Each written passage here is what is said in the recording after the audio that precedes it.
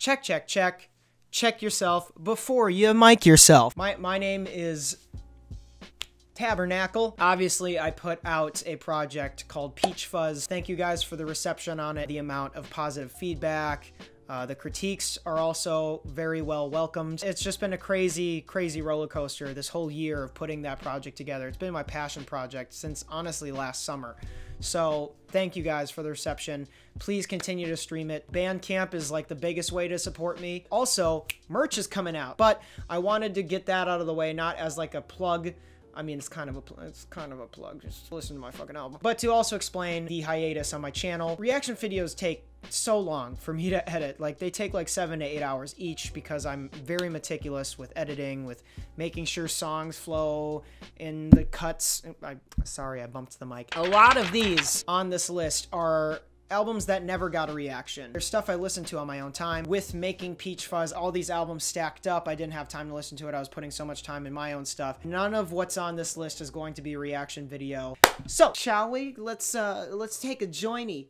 Let's take a sojourner weaver over all these freaking albums that came out, because a lot of shit came out this year. And so much came out. I have 15 honorable gosh darn mentions on my freaking list. I just couldn't find a place for them, whether that means replay value or just stuff that I liked initially but never returned to. Great, cool. So, honorable mentions in no particular order. Lost and Found by Georgia Smith, Ballads 1 by Joji, The Now Now, Gorillaz, Prime 2 by Royce and Primo, DJ Premier, oh boy, FM by Vince Staples, Pieces of a Man, Mick Jenkins, Sweetener, Ariana Grande, Year of the Snitch, Death Grips, Black Panther soundtrack by Top Dog Entertainment, Beer Boobs and Donkey Kongas by Post Malone, Loose, Jack Harlow, Still Run by Wet, Freddy by Freddy, Yay by Kanye West, and Amen by Rich Bry. Those are those honorable mentions. You're welcome. So, without further ado, this is my top 20. If your album's not on here, I don't care. Do not get all in a tizzy because Dilit's not number 1. Dilit is number 1 in the trash. It doesn't matter. Why isn't it? It doesn't matter. Also, before we get into this list, I bought this, I bought a Switch, and I fucking suck. Top 20, okay, boyo? Oop. Check, check.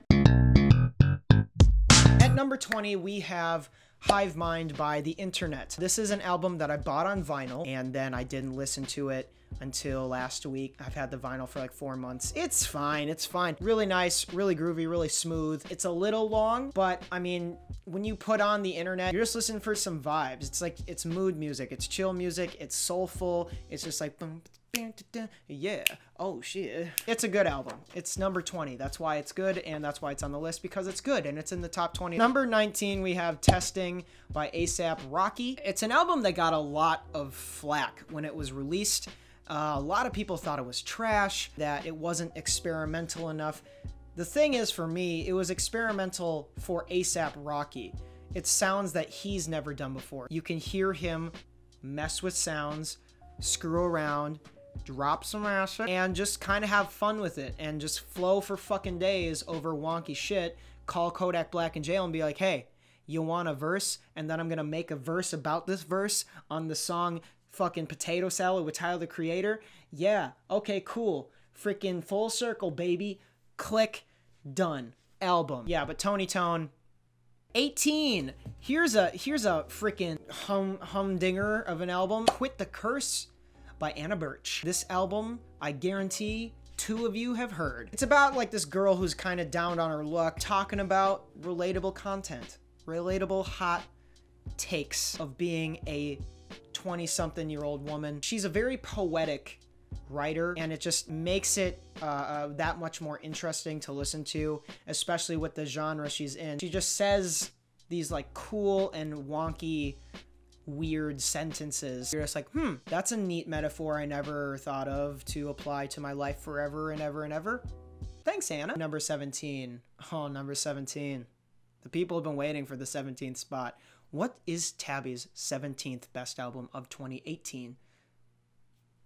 It's KOD by J. Cole, which might shock a lot of you being so low on the list after my general freak out of a reaction video that I had because I was up at 7 a.m. and the coffee shop that I go to makes this really, really strong coffee, and I only had that in a scone, which is pure sugar. So I was just drugged up. The concept is very, very surface level, but I just liked how he was using addiction and drug use as a means to speak about other things going on in rap and his life and the culture and blah, blah, blah. So I really like the artistry that he put into it. Platinum without features, that's our guy. The Coleonator. Cole Sprouse. 16. I'm about to piss people off. It's Stokely. I shouldn't have to tell you that Foot Fungus is one of the best songs of the year. I don't know why I like this album so much. His delivery is like cartoony. I don't know. I know it shouldn't be on here, but it is. You know what? Throw your tomatoes, throw your potatoes, throw your freaking squash, throw your tornadoes. I just don't care. 15 is Isolation by Kali Uchis, a very sensual woman. Good God. She just carries this charisma, this swagger, while also being really vulnerable and in the moment with relationships in general. She's very good at switching from being extremely charismatic to extremely innocent and sensitive and fragile. She blends her culture with that sort of modern, weird pop twist. It's a really, really solid listen. You just want to like freaking, this is why I do reactions. I'm so bad at talking about albums. 14, we have Astroworld by Travis Scott. You guys want to hear Sicko Mode? I feel like I shouldn't have to explain Astroworld to everybody because everyone knows how good Astroworld is, and it's probably way higher up in your lists. It's not anywhere near Rodeo still for me, but it is its own project. It's its own piece. It sounds like a theme park, as many others have agreed. Every song feels like a ride, and Nav is 1 foot tall. It has one of the best 21 Savage features I've ever heard.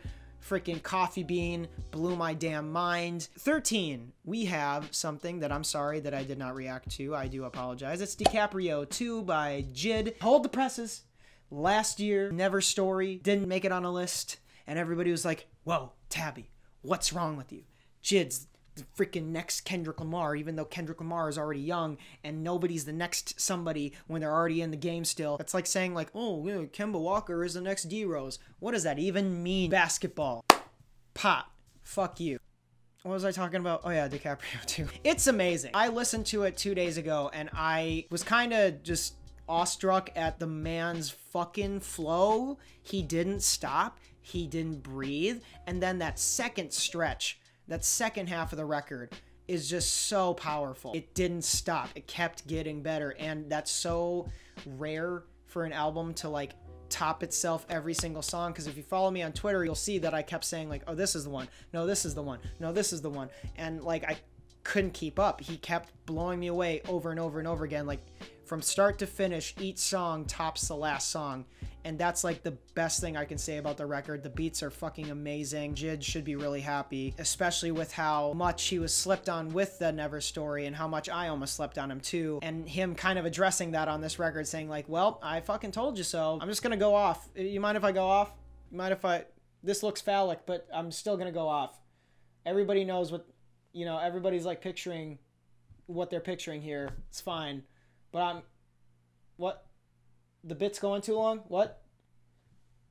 I'm sorry, the bit's terrible? Nah, I don't think you heard me right. I'm gonna go off on this penis-like object. 12 is Daytona by Pusha T. 7 tracks.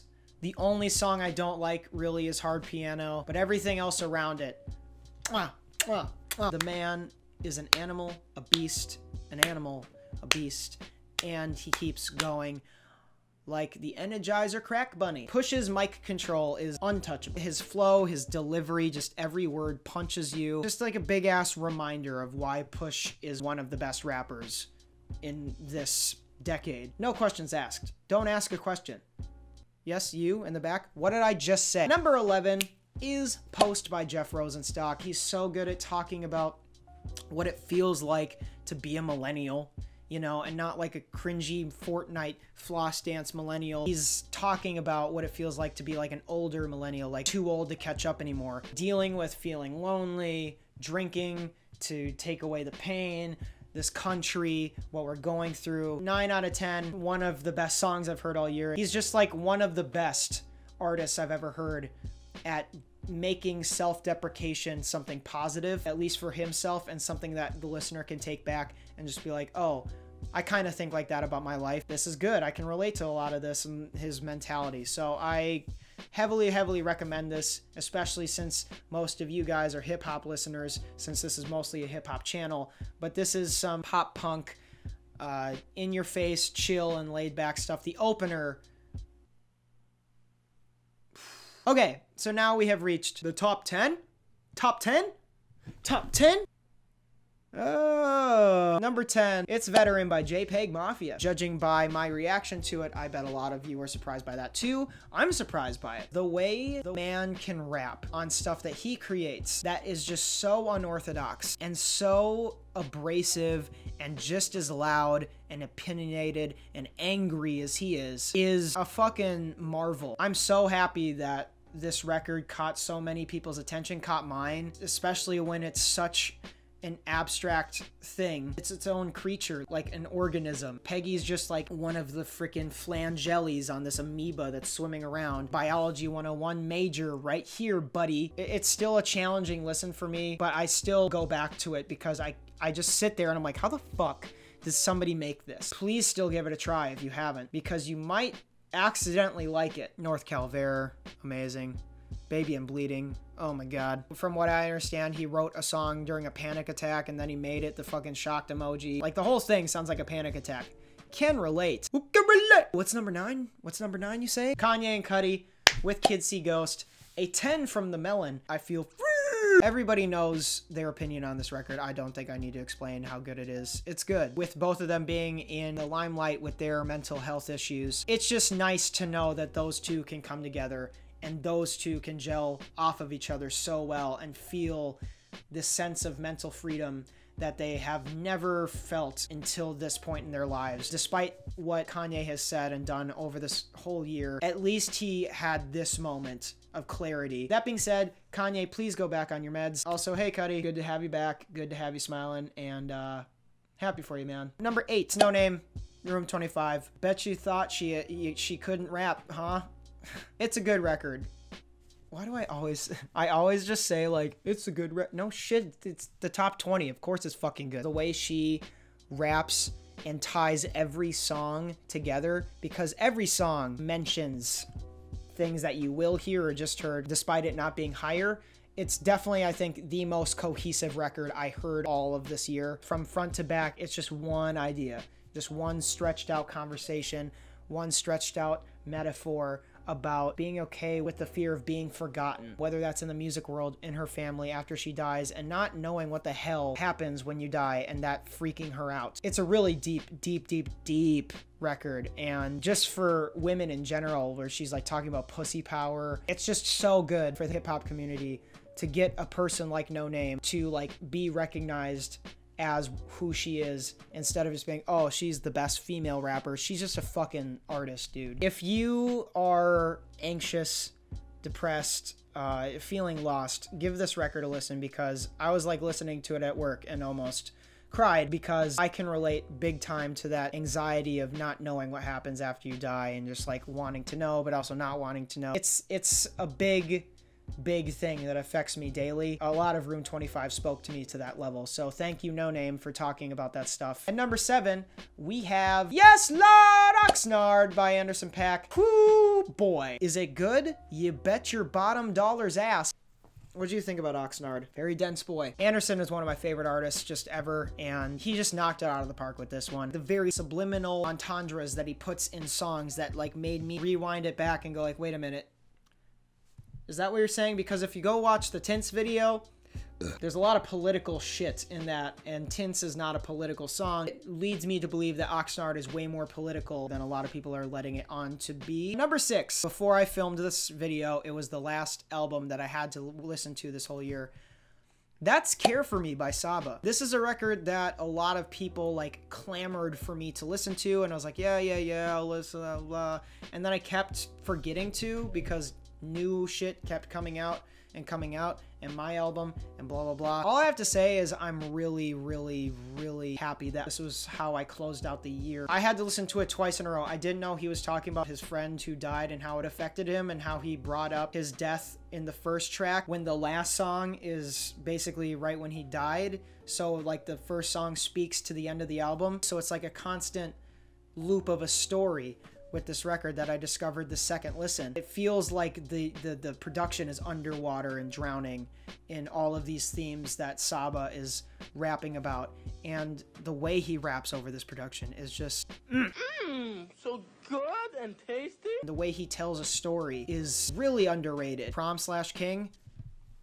I was just reading Rap Genius, following along, and I was so captivated. Not only with that song, but just the entire record. I was just so sucked in. How much relatability I felt with this record. Not so much with growing up in that part of Chicago, not being around that life, but there's some topics here where he's talking about being depressed, fighting himself to get out of bed, using excuses to not talk to people like, oh, I'm busy, I'll call you back later. I wrote a fucking song about that on my record. Like, I directly related to that. And then the song Gray, I was just screaming, yes, because that's exactly what it feels like to be an artist. All of this top 10 basically is the theme of human records, a revelation of self and forgiving oneself, of fearing oneself, being okay with talking about stuff that's going on. And Care For Me is a huge example for that, especially this very personal story where he lost Walter very randomly and very stupidly. He talks about just like how life is fleeting and you don't know, and you just hope that tomorrow you're gonna live through tomorrow, but you just don't know. So like, why even get out of bed? It's just like this whole full circle thing, something I also relate to. It's kind of crazy how much emotion he packed into 40 minutes on this record. Every song has this little like tail end moment where the beat switches into this instrumental or another verse, and every song has like another moment. It feels like each song is living, dying, and then going on to the next life. It just makes you feel a lot. So please listen to Care For Me. I mean, even the album cover's perfect. When the fucking song's called Gray, nothing is black and white, it's gray. Blah. I mean, it's a black and white photo, but most of it's gray. Artist. Number 5. It's 1.5 by Amine. It's just a good album. I couldn't stop playing it, dude. It's exclusively number 5 for how many times I fucking put this thing on. I can't stop listening to it. Ricky's narration. Follow his Instagram, by the way. No, he's so nice with it, man. Oh my God. I'm smiling. I'm dancing every time I put this album on. All the songs fucking slap. And I love how it starts with Dr. Whoever, because he's basically admitting, you know, again, anxiety, depression, and all that, talking to whoever as his therapist. And then the album just goes on as this cocky, braggadocious, sometimes sensitive in his feelings, talking to a girl. He's using this album as therapy. It's clear as day. As if there's a concept, 1.5 is just a therapy session where he gets to just get out of his head, make fun music that he wants to make, makes him feel good, makes him want to get up and dance. I respect Amine so much. He's, you know, performing with eyeshadow, and he's kind of destroying this sense of masculinity needing to be this big thing. It doesn't. And I respect him a shit ton for that. I'm so proud of him. He went from Caroline to now this, and I can't wait to see what else he does, his future, when he does get more concept heavy, if he chooses to. But I couldn't stop playing this record. Number 4 is Taboo by Denzel Curry, an album that I hailed as album of the year. Wow, what a record. Wow. The themes of being dark when the song is happy and then being happy when the song is dark is just such a cool juxtaposition. A theme that I've talked about is like the Pagliacci sad clown, the Clout Cobain video where he's a clown and like performing for everybody at the Clout Circus. And that's basically what people are doing now in the hip hop community, where everyone's basically performing instead of being an artist. They're just there to be performers. It's such a good take. The way he talks about these dark moments in his life in subtle ways, and the 3-act structure that has you constantly guessing, what does the light side mean? What does the gray side mean? What does the dark side mean? And the finishing combo at the end, it's just, there's not a single skippable track on here. Yeah, I don't know what else to say about Taboo. Like, it literally overheated my iPhone when I listened to it, so it's fine. Number 3, The Boys, Iridescence by Brockhampton. Yeah, I cannot tell you how many times I've listened to this album, what it says about their group, about how they've overcome and are still overcoming personal issues past the Amir stuff.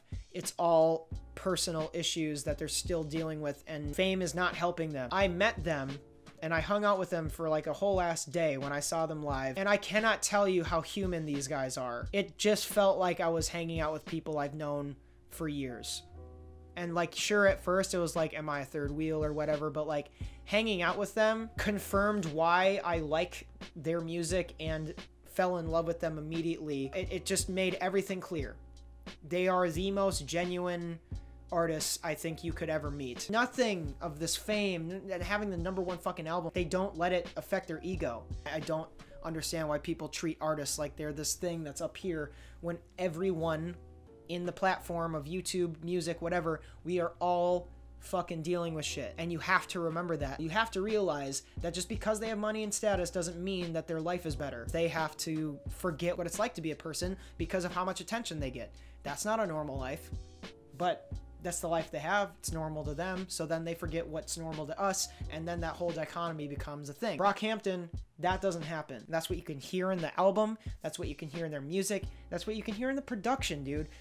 I don't care if people say I'm a stan or a huge whatever about Brockhampton. I literally don't care, because this album touched me deeply as a human being and as an aspiring artist. These people are just people, and they're so fucking cool and funny and just charming and welcoming. I can't wait to see them grow and keep growing. So thank you, Brockhampton.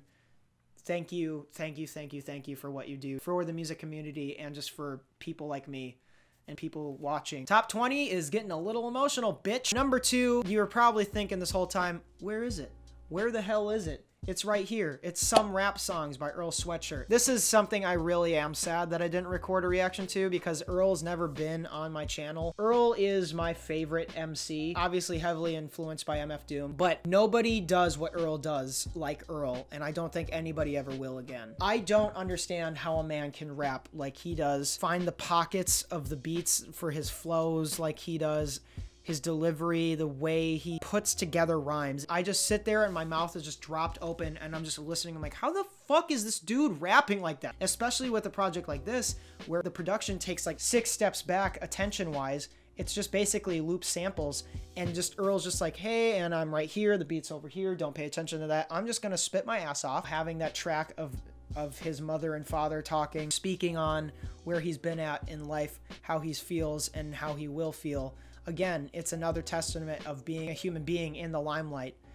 And basically him saying he's been gone so long that he's not even really famous anymore, or he doesn't like feel like that. The fact that he didn't really fall off, but he's just trying to find his footing of like, do I want to be famous again? Like, do I want to try to be like that again? Or do I kind of just want to be like in this like laid back position? He's kind of like in this rap limbo phase. There's so much more energy in his voice. Going back to I Don't Like Shit, you could tell that he was claustrophobic and depressed and in bed and in the darkness, and like he don't want to come out. And now he's like coming out the door and he's like, ah, this is what air tastes like. But he's accepting a lot of darkness in his life and moving forward. And Some Rap Songs is literally Some Rap Songs about that. December 24th. Holy shit, dude. I played that song 4 times in a row. Oh, I don't understand how somebody could be that nice with it. It almost snagged the #1 spot, and I thought it was going to. But like the #1 had to go to something that kind of started this new turning point in my life. For the first time, where I could internally analyze what's going on with me and make adjustments and kind of look at life in this new way that I never have been able to look at it before. After I say that, I don't think anybody's really guessing anymore. It's Swimming by Mac Miller. No, this record is not #1 because he passed away. A lot of people are saying that about the Grammy nomination. A lot of people have been affected by this record and who Mac was as a person for a long time. And with this record, with Swimming, it's just such a touching moment having it be his last album. It's so beautiful to be vulnerable and self-conscious. There's so much more life to live and so much more energy to give to yourself to make you move forward, to make you keep swimming. I mean, this whole album is the reason why I had to make an entire video essay about it. And I know that this album is not going to be a lot of people's album of the year or even favorite Mac album, but it's mine. Like, this is my album of the year. It's the one that literally changed my life. And an album has not done that for me, I don't think ever. Either a long time or ever. Where I listen to music and I immediately feel a change. And that's what Swimming did for me. And that's why it has to be unquestionably album of the year. There's just so much content in it that I can use in my day-to-day life to like remind myself of things. Truly, he's never gone. He left so much material on this earth, and wherever he is, if there's a thing after we're gone, I just hope he's happy to know what he's done for a lot of people in the industry and not. Thank you so much for what you've done for us and for yourself. It was a heavy year for music, guys. But that was my list. Pretty much everything that came out spoke to my soul in some way. 2018 was a pretty life-changing year where I had that moment of clarity of who I am. Fucking album came out, Peach Fuzz is out. I graduated, I'm not in college anymore. A lot of my life has changed this year, and a lot of joy that I've felt, I owe a lot to you guys. Thank you, everybody, for what you've given me and the status I have and the opportunities I've had and the collaborations I'm going to have. I'm going to use 2019 to the best of my abilities to keep growing and keep making adjustments for the better and keep pursuing what I want and keep building my confidence as an artist. There's a lot of stuff happening in 2019 that I'm really, really, really excited for, and I can't wait for you guys to come on the journey with me. Thank you guys for an amazing year. Social media is down there, and hug your mom and dad and your whole family and your friends. Give them all hugs. And thank you. Happy New Year, baby. I really don't know how to end it. I main Mega Man, and I'm bad.